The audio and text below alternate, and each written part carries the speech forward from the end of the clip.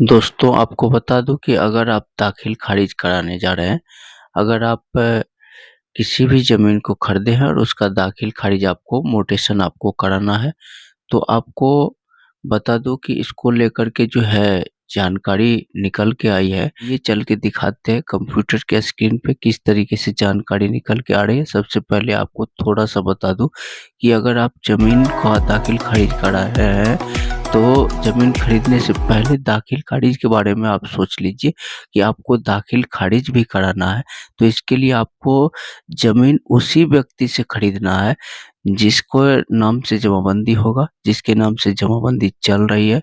किसी कारणवश अगर आप उनसे जो है जमाबंदी रैयत से ज़मीन खरीदने में सक्षम नहीं है, अगर आप उसके वंशज से ले रहे हैं, तो आपको उसका जो है क्रय विक्रय पत्र यानी कि क्रय विक्रय सहमति पत्र उनसे लिखवा लीजिए, या फिर जमाबंदी जो है, या फिर जमाबंदी संयुक्त खाते की है, तो आपको सभी रैयतों से जो है क्रय विक्रय पत्र यानी कि सहमति पत्र लिखवाना होता है, तो ही आप दाखिल खारिज के लिए जो है आवेदन कर सकते हैं। ठीक है, नीचे आपको बताएंगे किस तरीके से अपडेट आया हुआ है।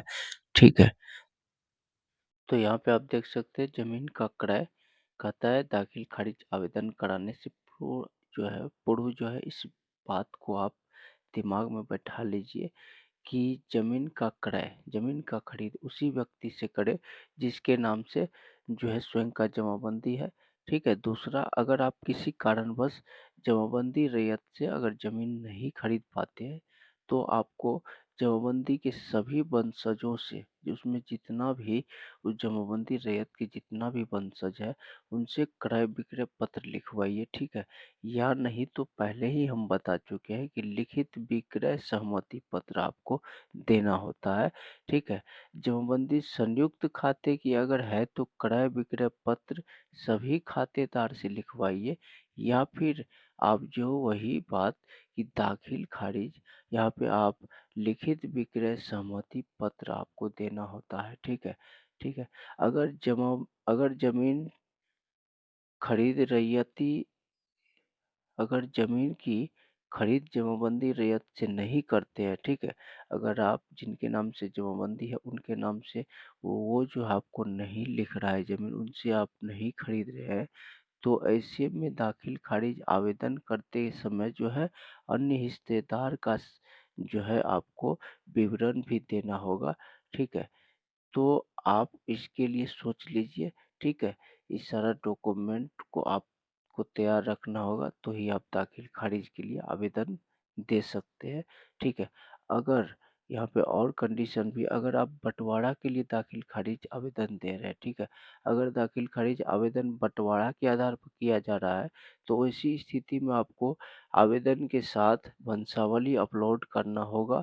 ठीक है, आपसी सहमति बंटवारा दस्तावेज या फिर न्यायालय के आदेश में जो आप न्यायालय से जो है आपको आदेश के आलोक में जो आपको बंटवारा सहमति दाखिल खारिज जो आपको पत्र मिलता है, ठीक है, वो आपको यहाँ पे बंटवारा दाखिल खारिज हेतु आप आवेदन जो है किया जा सकता है।